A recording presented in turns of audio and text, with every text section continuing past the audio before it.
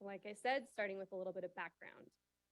So over the last few years, there have been a few cases that have moved up through the court system all the way to the Ninth Circuit Court of Appeals.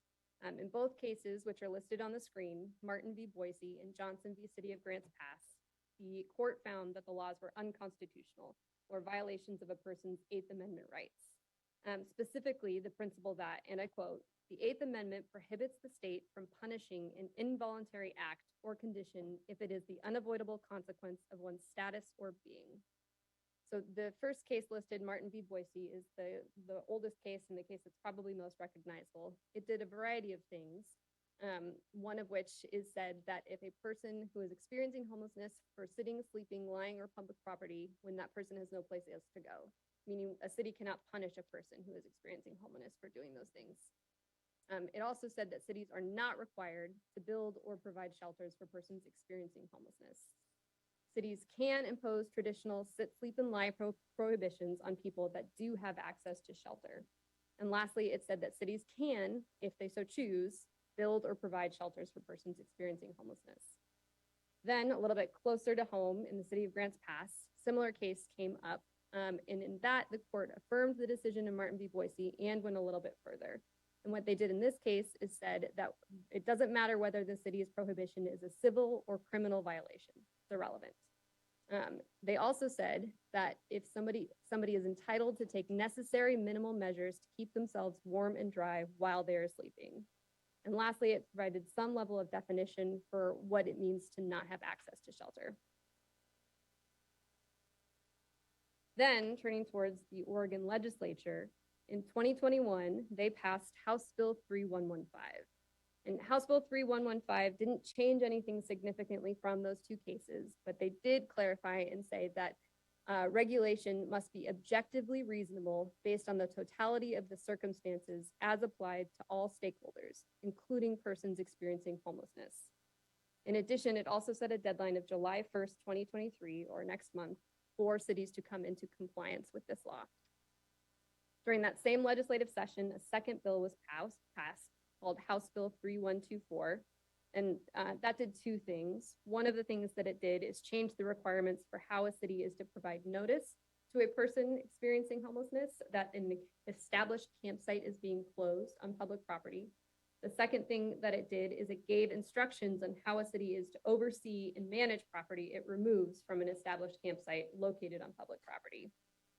So we are currently in compliance with House Bill 3124. It is part of the police department's operating procedures at this time, which is why you do not see specifics related to House Bill 3124 in our draft ordinance. So one thing I just want to highlight here before I move on is that the case law and state law are specific to public property. It does not apply to private property.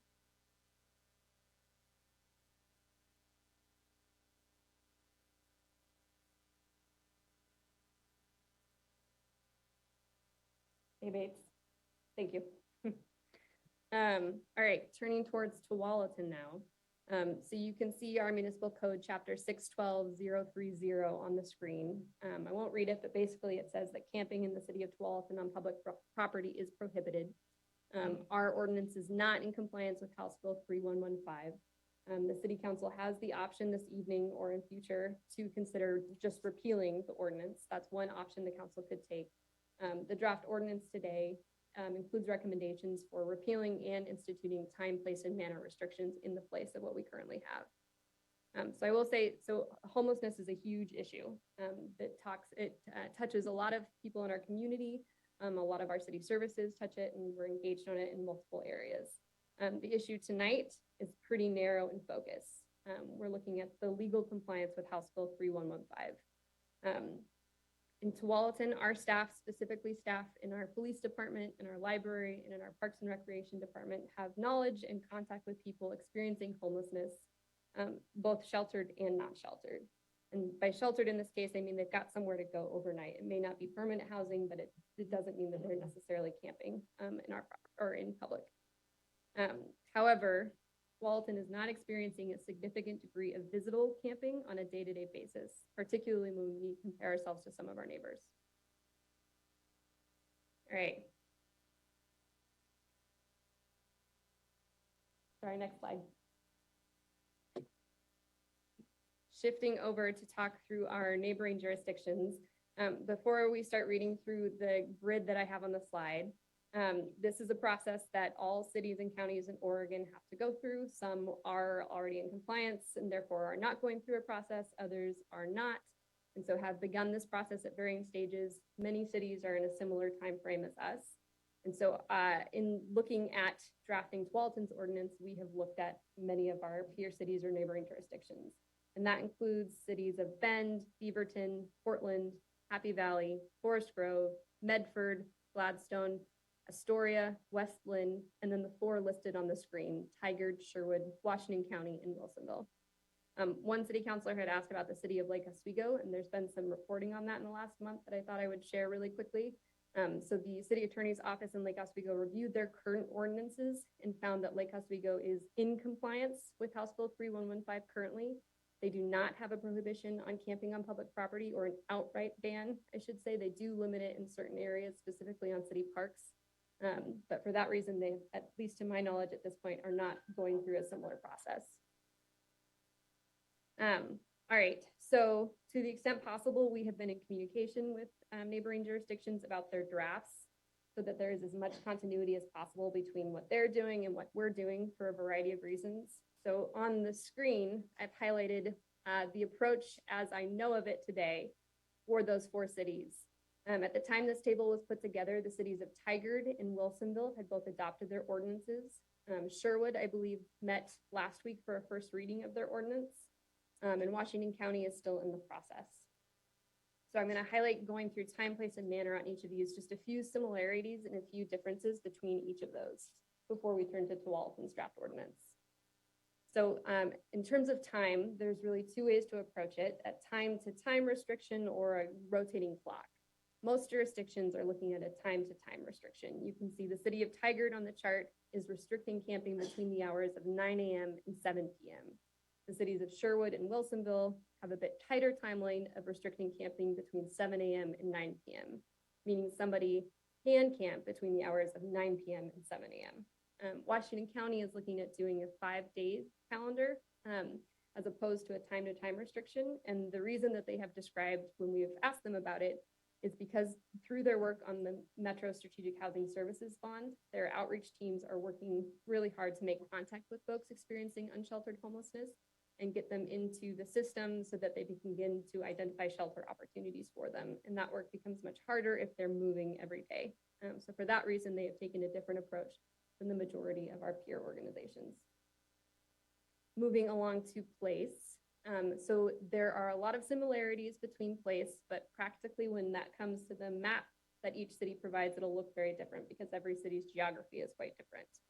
Some of the similarities that I saw in quite a few of the ordinances were things like sensitive lands or riparian corridors, basically getting at this environmental land that we want to protect from some of the impacts that camping may have. Other similarities in terms of place are buffer zones between schools and freeway entrances and exits. And the reason for buffering those 2 are different. One is somewhat on the face pretty obvious, and the second, the freeway entrances and exits, has more to do with the safety of the person experiencing homelessness and a desire to not create a state-created danger. But buffer zone is generally how cities have approached restricting certain areas throughout their communities. Some of the differences that you'll see here, one is the city of Wilsonville, probably the most striking difference, is that instead of designating areas where you are prohibiting camping, they've looked at designating specific areas where you can camp through administrative rules. In addition, you can see in the city of Sherwood's description, there's a bullet point that says reduces sidewalk width below 4 feet. So theoretically, if they're allowing camping in the public right-of-way, the sidewalk counts as part of the public right-of-way. And let's say that sidewalk is 8 feet wide. A person could, in theory, camp on 4 feet of that walkway so long as 4 feet remained passable, according to the description in that. Moving on to manner. Manner is largely consistent across organizations. Some of the similarities include prohibition on creating or maintaining fire for various reasons, but specifically so that there's not a danger of fire catching and spreading. There's also prohibition on the accumulation of garbage or the digging, removing of vegetation, to make a more optimal space for you to lay your materials down. And then there's also a common one to not allow building or erecting of structures or attaching materials onto existing buildings or those types of things. Some of the differences related to manor include the amount of space a single campsite can take up. You can see some of them include 12 by 12 or 144 square feet, while others have a lower amount. Specifically, Wilsonville has a 10 by 10 or 100 square feet. In talking with the city of Tigard, part of the reason why they landed on 12 by 12 feet was to provide more space so that if somebody was camping with a family member, they would have enough space for them all to camp in the same location as opposed to having to separate.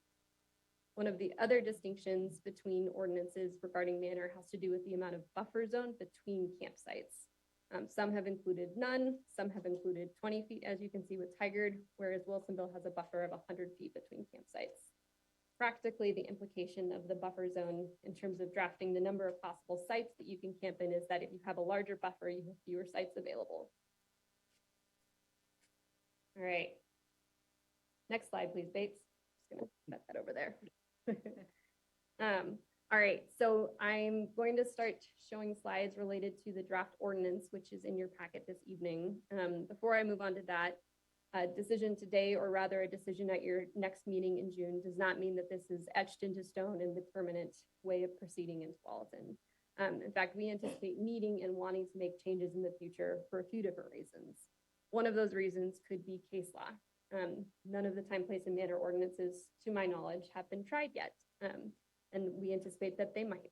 Another is implementation in Tualatin. So when Tualatin imparts time, place, and manner restrictions, we might learn things as they are implemented and might therefore want to make changes to our ordinance based on those new learnings. Similarly, our neighbors are also implementing time, place, and manner restrictions, and they may have learnings that we want to enact in our ordinance in the future. Lastly, there's also a ton of work happening on the regional level right now to address shelter capacity and wraparound services. And as we have more knowledge and more availability of those services, that might also impact the way we want to proceed. Next slide, please. All right, so as I mentioned earlier, the ordinance is a very narrow discussion this evening related to the legal compliance with House Bill 3115. And so the ordinance goals that we focused on in providing this draft are compliance with House Bill 3115, clarity for city staff implementing and enforcing the time, place, and manner restrictions, consistency where possible with nearby jurisdictions, and then balancing the intended use of properties and compassion for people experiencing homelessness. Outside of the ordinance, the ultimate goal is, of course, for people who are unsheltered in our community to transition into shelter and permanent supportive housing. All right, next slide. Okay, so these next few slides are broken up by time, manner, and place. I flipped the order a little bit, so we'll end on place rather than ending on manner. Each slide is going to include a list of considerations or things that we took into account in drafting this, and then a recommendation. Those recommendations are all compiled in the ordinance draft in your packet. So beginning with time, we thought about when services are available for people experiencing homelessness, our staff's ability to enforce the ordinance, when properties are in use, and then consistency with neighboring jurisdictions. And on that first bullet point, the when services are available for people experiencing homelessness, in Tualatin, there's not a lot of services available. So we did consider services that are available regionally and specifically in our nearby cities. We also considered places where people who might be experiencing homelessness might look to hang out. So the time that our library lobby opens, for example, or what time our library closes, what time local coffee shops are open, some of those types of things as well.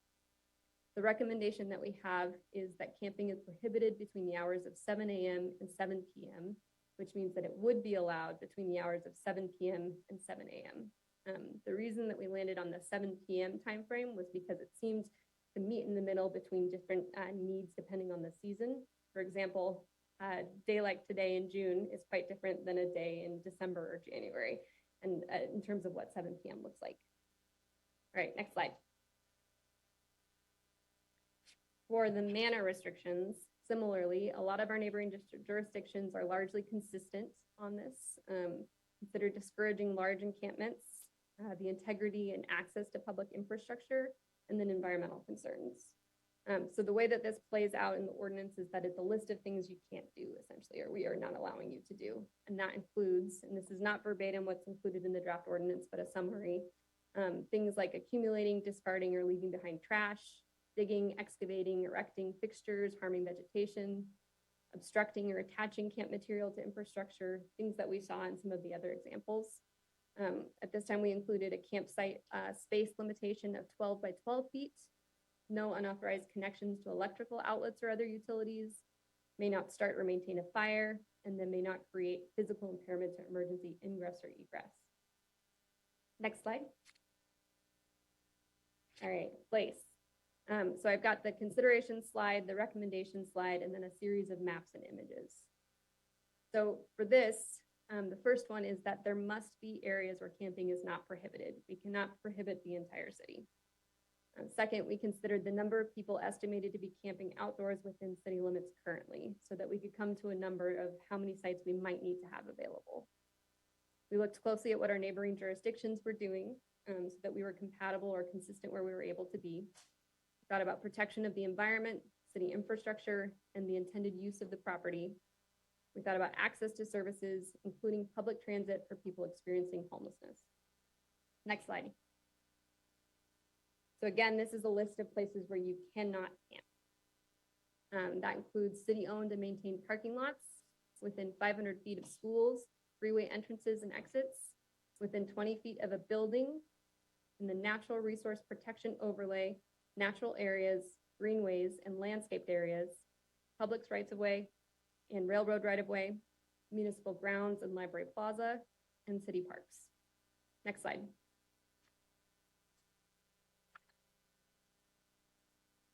Next slide, please.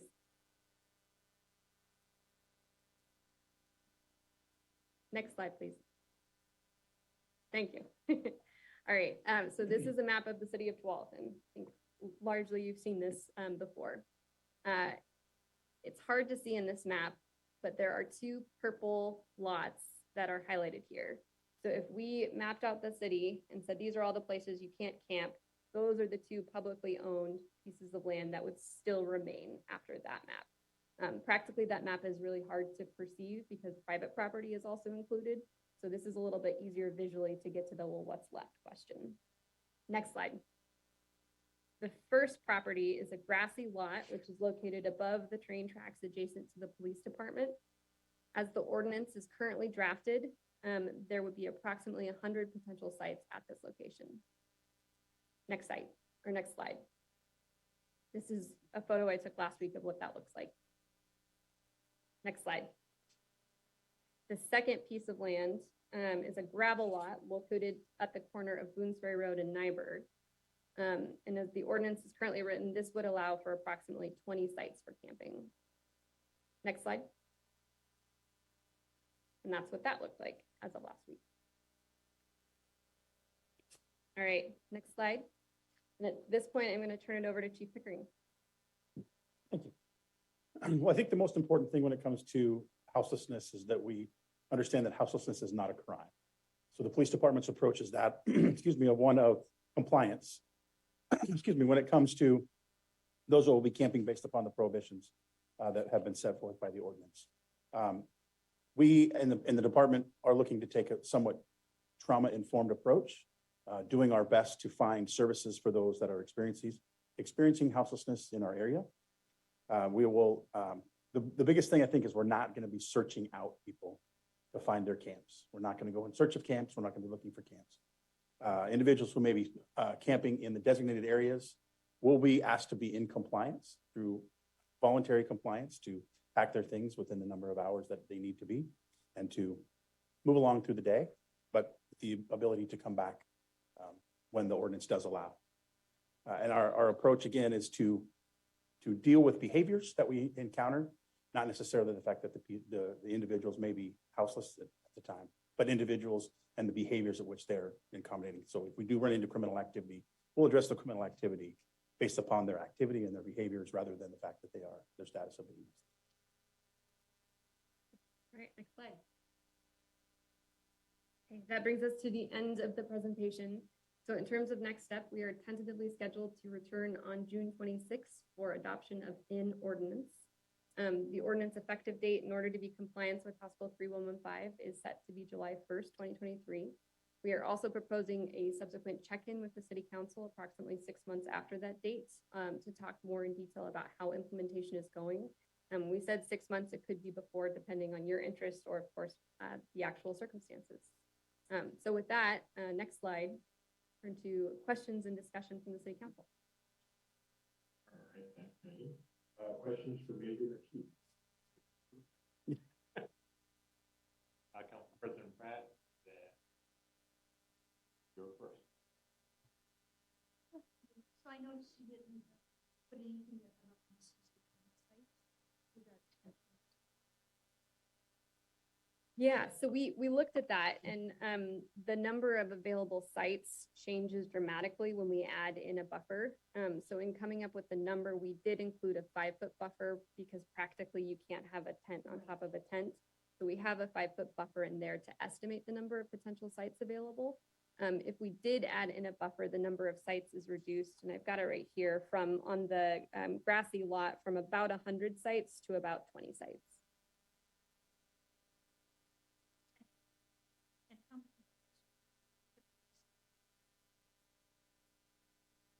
Not that many. Yeah.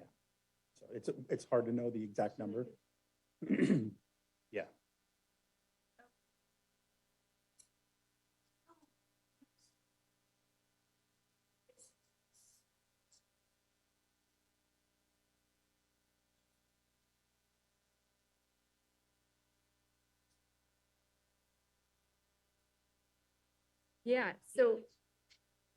Yeah. So one example that a few cities looked at, and Chad can speak to this more eloquently than I, but the eclipse, the total solar eclipse several years ago, there were a lot of cities who decided to set up temporary campsites for people coming into the community to view. So without that in the ordinance, it would be very difficult to make that change for the temporary event. So I'm not necessarily anticipating another solar eclipse, but something like that.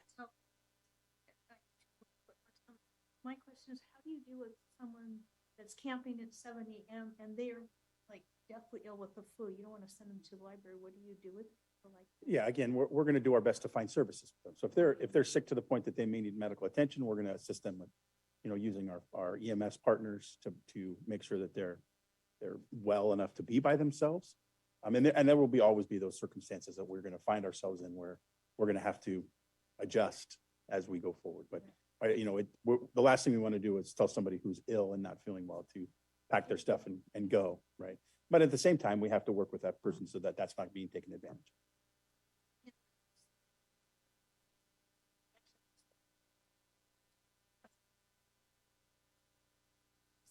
That we put wetland preservation and conservation district. Yeah, I can speak to that. Yeah. So in the draft ordinance, there's a section called Natural Resource Protection Overlay, and that encompasses those areas in addition to other areas. I do, in talking with our GIS team, it sounds like an inclusion of a wetlands protected area would not otherwise be included in that area. We had excluded it based on natural areas designation, but the additional specificity makes sense, and I think that's an easy addition to make for the final ordinance.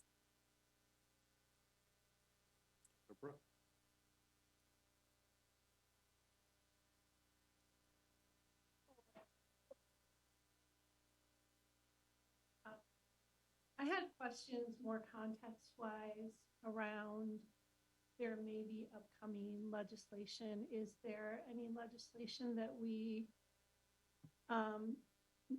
see that's coming up currently? That might impact the House Bill 3115? That's correct. Not to my knowledge. I'll look at Chad if you want to jump in on this. Hi, but Chad. Good my evening, knowledge, everybody. nothing. Chad Jacobs from the City Attorney's Office. There were a couple of pieces of legislation introduced during the last legislative session, but none of them went anywhere. And as you may know, there's a bit of a impasse at the legislature at the moment. So we don't expect anything to happen, at least during this legislative session, that's going to impact any of this. Okay. So that was my first question, and I had another one, but I can't. Oh, I know what it was. Are you coordinating? So I was kind of excited to hear about what the county's doing around the houseless resource coordinators, and I'm just curious about how we may coordinate, and maybe just for people that are here to understand it better, can we talk about what the navigators' aims and goals are and how they're working with our area? Yeah, Do resource and referral. yeah, I think my suggestion is to schedule time with Washington County staff specifically to come in and give a presentation on that topic.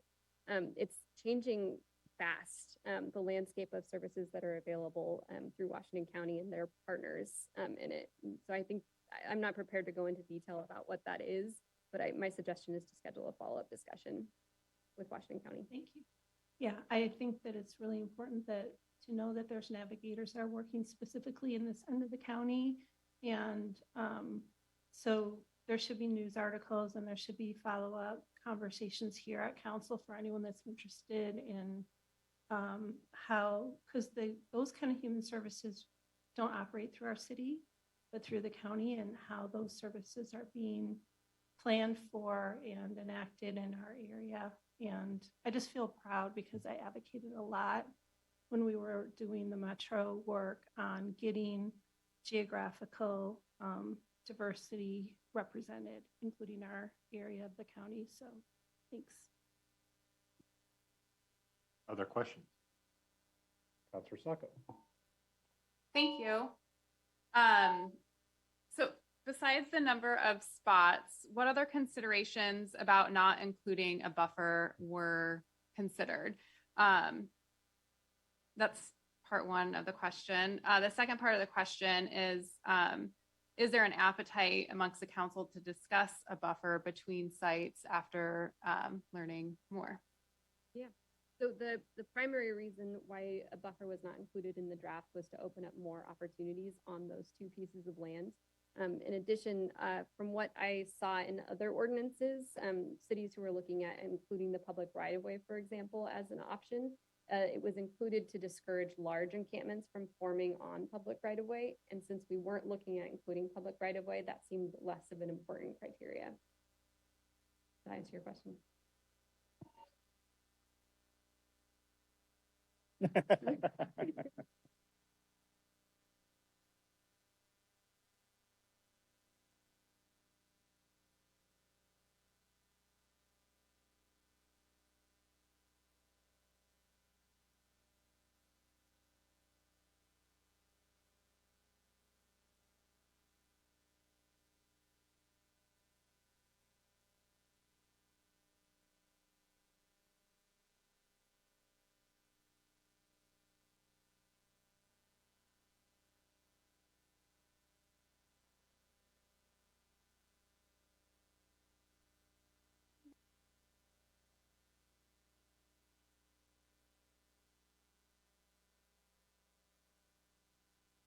President Pratt. My concern on that, my question would be, I guess, if you have, people in that bigger area and you have an obnoxious person that gets a little too close to another one, it would give you some bandwidth to say, hey, you need to move 20 or 40 feet away or whatever we determine. Sure. That it would give you a little more room there to deal with those type of situations, which probably occur on occasion. Because you mentioned that you figured when you did the math, you already put a 5-foot buffer in there just for the math purposes. Correct. Right. Thank you for the presentation. It was very interesting to hear what other cities are doing. I like the idea of designating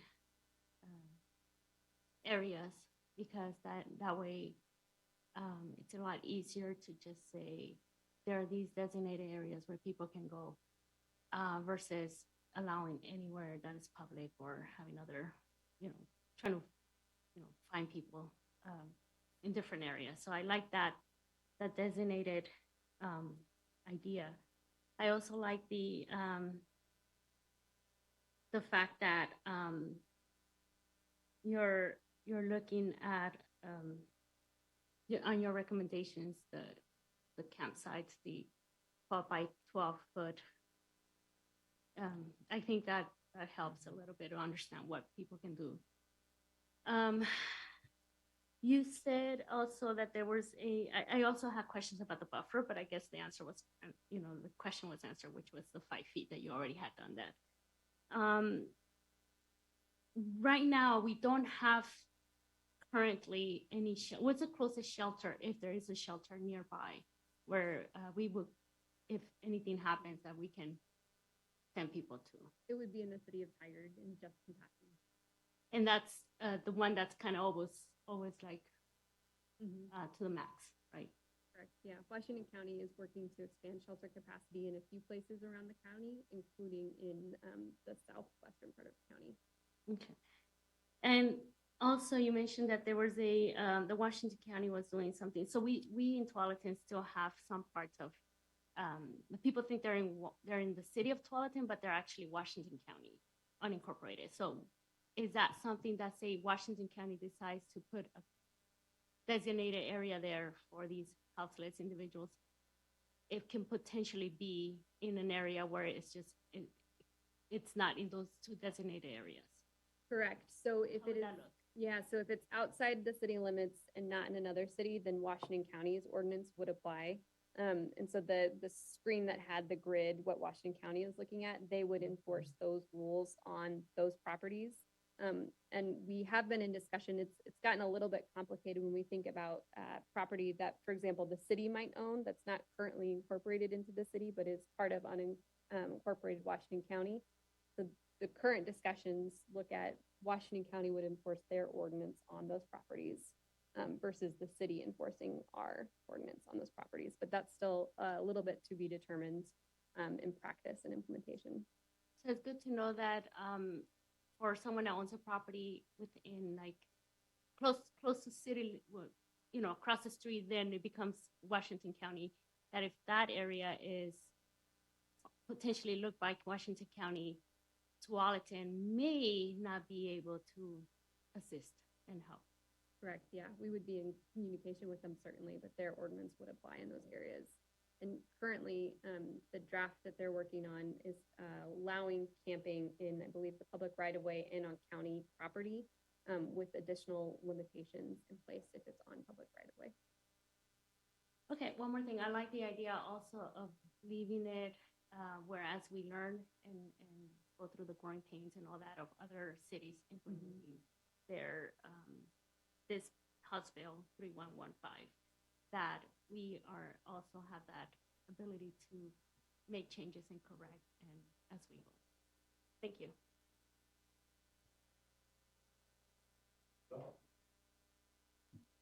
Thank you so much for the information. I am really happy that it's very thoughtful on the location. It is a very good location for in case anything did arise. The library is close by, public services nearby, transportation, food, you name it. It's a really good spot. And we also have security there should anything get out of control. It's very nice. Thank you very much for looking into all that, because it's going to be convenient should somebody decide to be in that location, and the services are really nearby. It's very good for us. Thank you. Oh, one last thing. Should we see a camp forming or people forming in that area? I guess this is a conversation in the future, but would bathrooms be provided there, or those kind of things? Big trash can, because they can easily get out of control. I'm just. Yeah, that is essentially the answer. So at the time, the draft ordinance is just to get us in legal compliance. We are not proposing at this time to set up what's called a managed campground. If the city council was interested, or certainly as we start to see issues arise, I think we would need to start looking at providing more managed services like access to garbage and bathrooms, maintenance of that site, and some of those other types of services. I have one more comment, sorry. As you were talking about the time, and it's to accommodate during, the dark times that we have here in Oregon. So I'm thinking, would it be possible in the future to see maybe in the summer, like go based on the summer hours, daylight time and regular time, maybe change that as we move forward, because 7 o'clock, as you know, it's good much in the summer, but then 4 o'clock at PM in the winter, it seems to be 10 o'clock. So is that something that we will be able to modify as we continue? Yeah, we did look at including seasonal shifts in the draft. Ultimately, we didn't include it in the draft for two reasons. One being it's simpler to have one time period in terms of like formulating our schedules for monitoring the sites. And the second reason is that I didn't see any of our neighboring jurisdictions look at doing two different time periods. And so for just consistency for people navigating the county as a whole. But I think it's absolutely something that could be considered. And certainly, as you pointed out, that it is a dramatic difference depending on what month of the year it is. Thank you.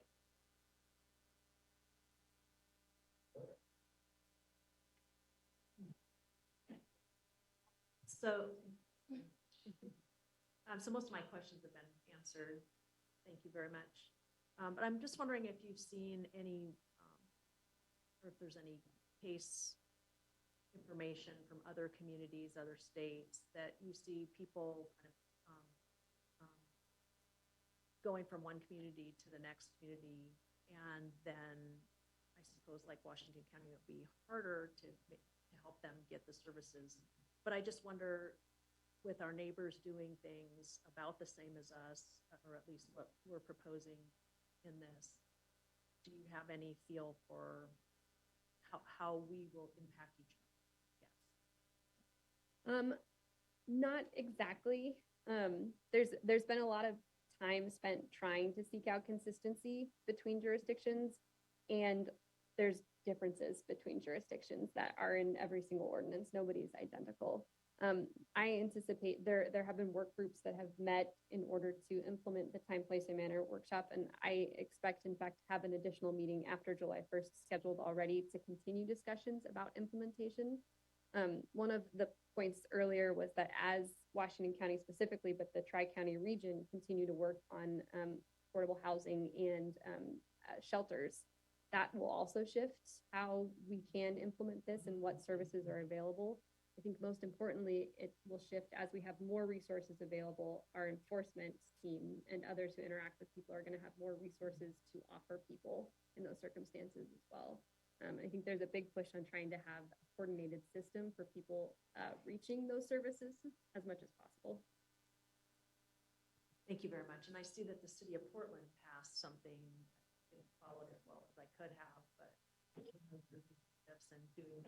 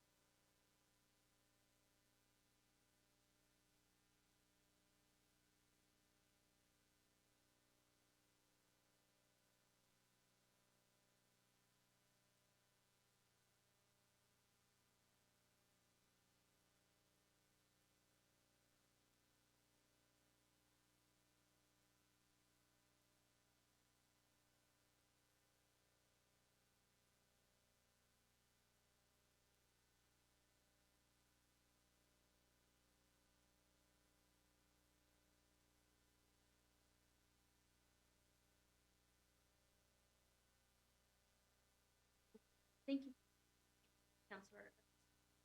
I'm thinking about it too. So it's just one of those things that keeps answering my question, and then I'm like, oh, what about this? But this is a little bit different. What if this is public property? So thinking of the future and thinking of land that might be developed,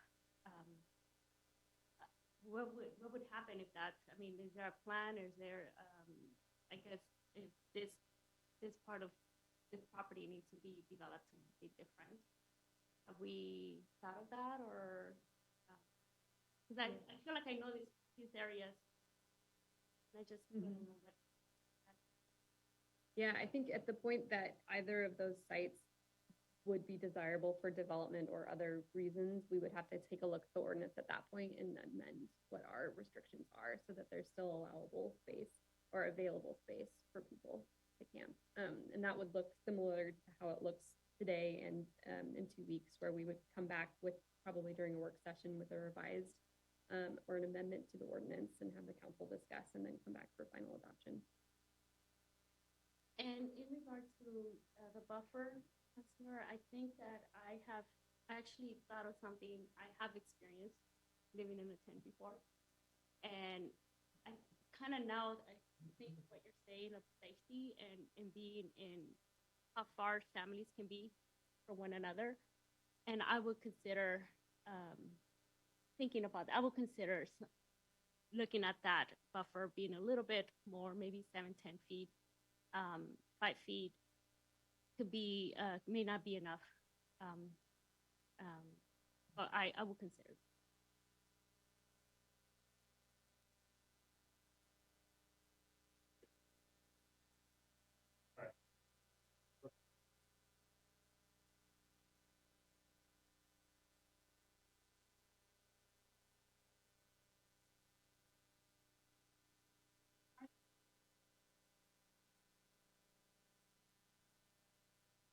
So I believe there, I don't remember the specific designation. It's not an area that is normally flooding or like seasonally flooding. It's like in the 100-year floodplain area, in which case we would have advance notice that we were anticipating a flood event and could make alternative arrangements and work with individuals to get them off the site.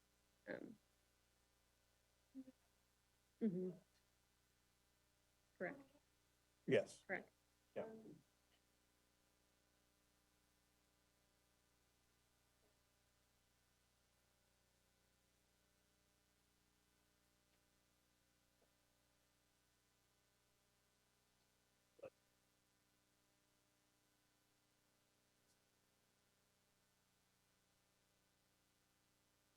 I don't have the math on a 10-foot buffer. I do have the math on a 20-foot buffer, and the number of sites went from about 100 to about 20.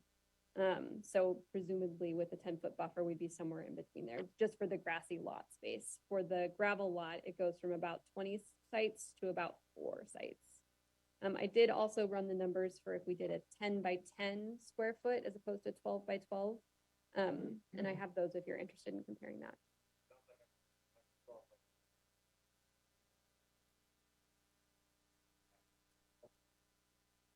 Mm-hmm.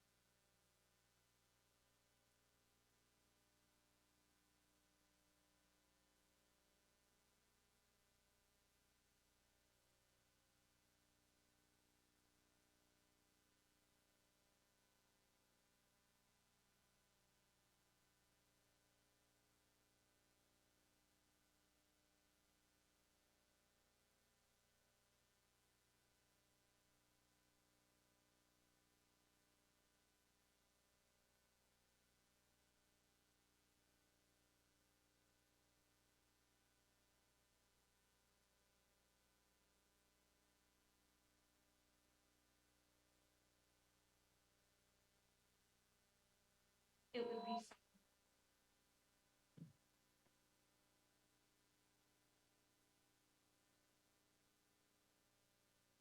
be.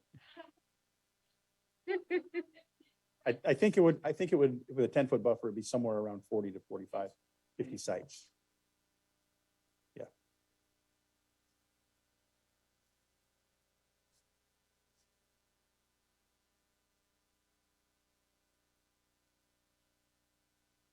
Correct. And again, I want to reiterate that this is from 7 PM to 7 AM. So it's going to be difficult for people to come back and find their same location and their same site. So we want to stay away from established camps because that takes a different turn to what we have to do to mitigate those camps if things come about. So.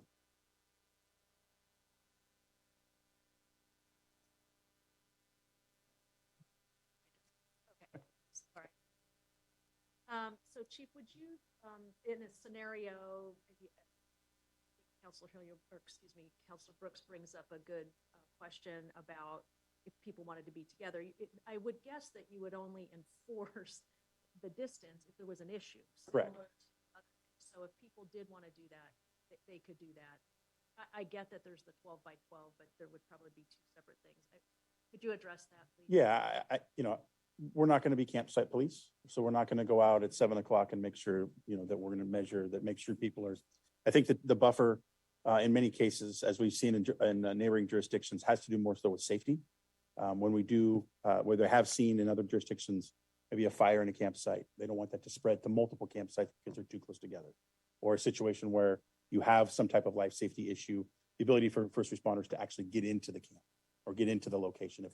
If there's too many sites packed in, there wouldn't be access to get inside. So the ability to have some type of an ingress or egress, not only for people throughout the evening, but also for emergency services.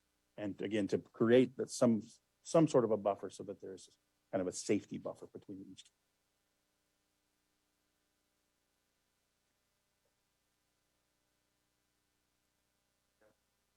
I do. Thank you much.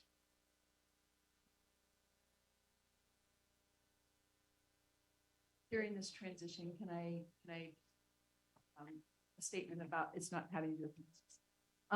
Chad is on Zoom and, he says that it's hard to hear.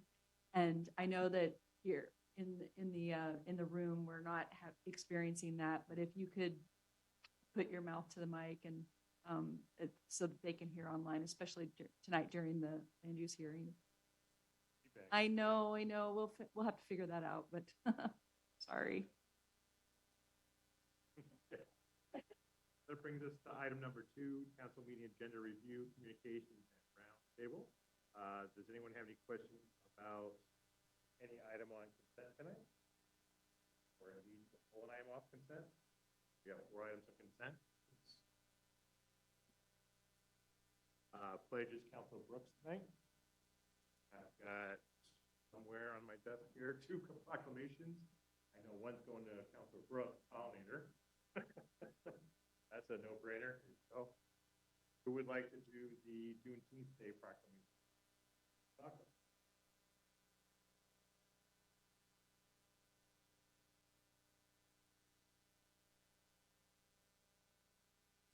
That's everything on the agenda coming up. With that, I'll go ahead and start the council communications roundtable with Councilor Gonzalez.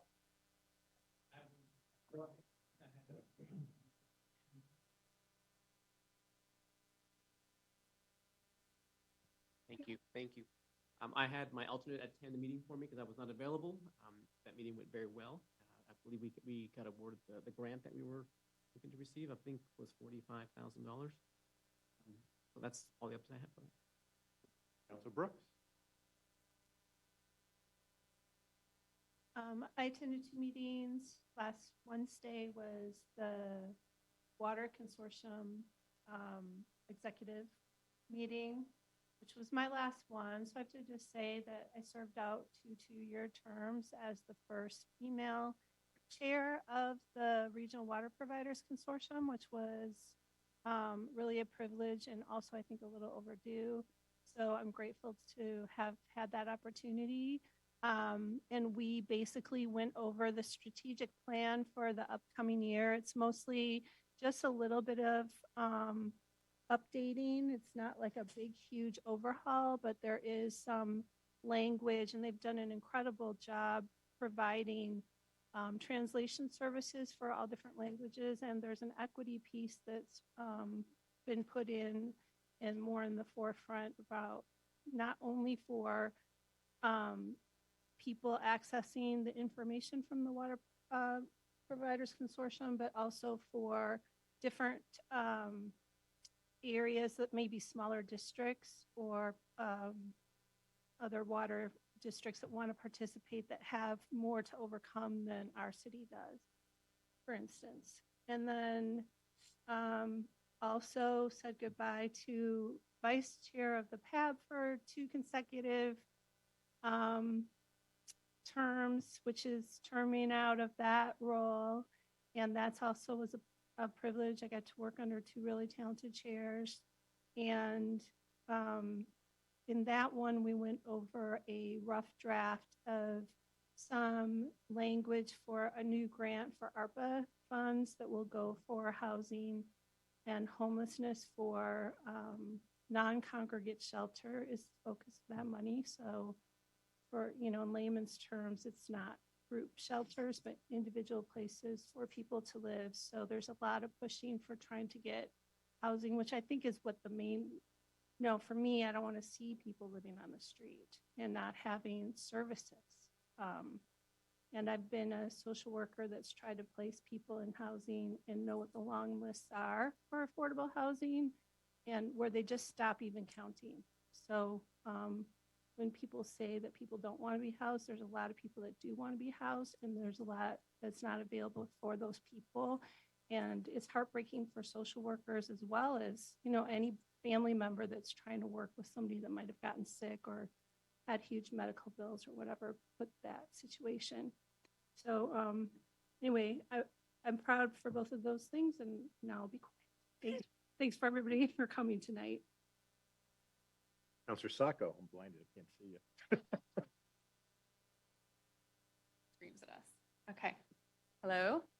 Okay, I attended the C4 retreat, and for those who are not familiar, that's the Clackamas County organization where all the cities come together and discuss the most important issues for Clackamas County. We discussed tolling, and for those of you who are not aware, there is a pause on the collection of tolling. We heard loud and clear from ODOT that they are not paused, that they are full steam ahead, and actually picking up steam. ODOT advised that they will take a different approach and start listening and addressing concerns, which made us concerned of what they were doing for the past couple years. Clackamas County feels like they do need more advocates within Washington County, with the exception of Tualatin. They mentioned the mayor's name by name and congratulated him on his great partnership. And so I wanted to pass that along. We also talked about housing. There's some great work being done in Clackamas County. The Clackamas County goal for affordable housing is 1,500 units by 2025. With the units in process, Clackamas County will exceed those numbers by 2025. There's still a long way to go to ensure everybody receives resources, but there's a lot of conversation about wraparound sources, making sure that those people who are placed receive additional assistance with mental health, addiction services, and other access to resources.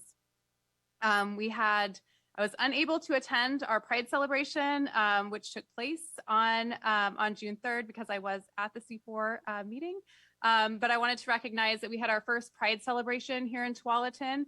And that effort was led by Beth Dittman, Emma Gray, Kelly Horsford, Kit Laurlead, and Valerie Holt. So I just wanted to congratulate them for a job well done. This past weekend, we had Blender Dash, which was a super fun time. If anybody had the opportunity to attend, I saw lots of faces in this room were also there. Lots of kids attended. So I just want to say kudos to the Parks and Rec team. I did talk to some folks that came down from Beaverton, and they wanted to mention that they especially appreciated the police department and Tualatin Valley Fire that were there because their children had a fun time talking to those folks. So thank you for all who made that a special day. Cornelia. Thank you. And I'll note that the police on Blender Dash Day Department and EMS services located and reconnected 5 children with their families. 10, it was 5 last time. 10, it's a record then.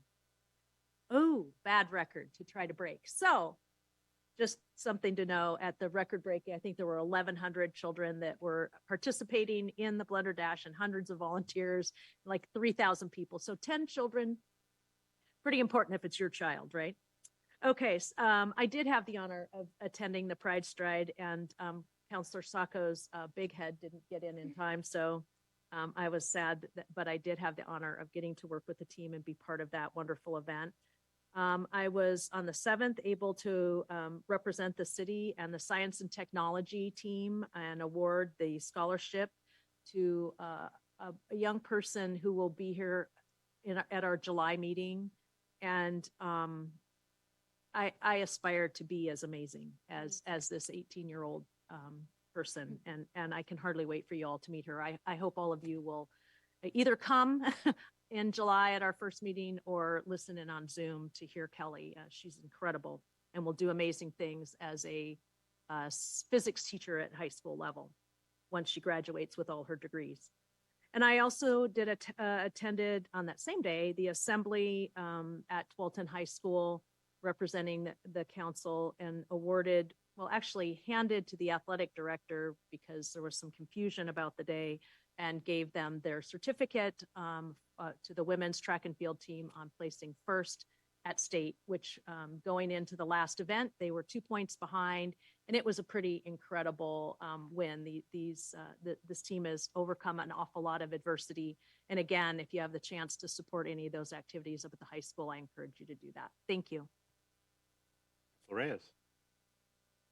Yeah, no official meeting in the last 2 weeks, but so I just want to say that we are going to start pretty soon to select members for the IDEA committee, and we still need some people that are if you work or own a business within the core area of Tualatin, we are looking for committee members. So find us on the website, and so you can be a part of that. Thank you. President Pratt. No meetings, but I attended a few events. I went to the Memorial Day celebration, which Mayor Beavenik spoke at, and Senate President Wagner and our Representative Jules Walters spoke at. It was really good. And Andrea Salinas. Oh my goodness. So it was really great. The only thing that was a little glitch was the flyover happened right before the event started. So timing was a little off, but it was all great, and there were great stories to be heard from our vets. And I was at the Blender Dash, and I did reconnect one kid, but my phone, because she knew her mom's phone number. So 11. Yeah. But it was the Parks Department and all the volunteers, and my little 5-year-old grandson, he was the last one out there, and he had 3 very nice little teenage girls just helping him a lot. They were so good with the kids. It was just an amazing event. And then my last little thing is I went yesterday on that little connection on the ACH Tonkin Trail goes to Browns Ferry Park, and it was just very exciting to finally see that done. As mentioned before, the Memorial Day service was terrific. I thank again the VFW for putting together, our parks folks for getting set up, taken apart. The barbecue was phenomenal. And then the Pride Stride was terrific. It was a great turnout, beautiful day to do the walk. Heard some inspiring stories, lots of handouts and stuff, the handout to the crowd. So it was very well done, Beth. I see you out there. And then spent last week in DC lobbying on behalf of the Joint Policy Advisory Committee on Transportation, otherwise known as JPACT. That's the Metro Committee that plans transportation projects for the region. We went to DC to obviously lobby for money. We met with our congressional delegation, both House of Representatives and our senators. The big ask was the I-5 bridge and funding for the bridge. There's a letter given to our representatives from the governor saying in the event that the legislature adjourns without a budget, somehow they're going to put the $1 billion match together to make the bridge possible. Washington's putting up $1 billion. Oregon's to put up $1 billion. There's supposed to be $1 billion worth of tolls, and the feds will match the rest. We'll see if that falls into place. Hopefully so, because the bridge, I found out now, the bridge pylons, the I-5 bridge pylons are wood piled into mud. These aren't steel pylons. Yeah, so if there is an earthquake, it's going because it's on wood. The other thing that happened the next day, we met with the joint task force for energy and transportation to talk about our EFI charging grant. The city of Tualatin has submitted a grant for $15 million in association with 15 odd other cities that have chargers placed between, picture on the map, from Wood Village to Portland and Portland down to Woodburn. They were very excited to see, lots of cities, 4 different counties. While we were going from meeting our congressional representatives, both senators are very excited to support it, as is Andrew Salinas and Susan Bonamici, So we'll be getting letters of support for that. So it was overall a good trip. Appreciate Mike McCarthy, our city engineer, coming with me to learn the ropes of politics and lobbying and getting to see, the sausage made, behind the doors. But a very good trip. Looking forward to hearing back sometime in October if we win the grant. They are envisioning 3 people reviewing it at a career staff level. Then those applications that are deemed highly satisfied or satisfies criteria will be moved on to the political level of transportation and energy. And that's where those letters of support will make the bang for the buck from our congressional representation. So keep fingers crossed by October we win this. It's a multi-year project bringing about 500 chargers to the region, the whole Willamette Valley. And that's it. It's been a little early. So we'll go ahead and we'll call this meeting to close, and we'll start our regular city council meeting at 7 o'clock. We'll see you in a little bit. Recording stopped.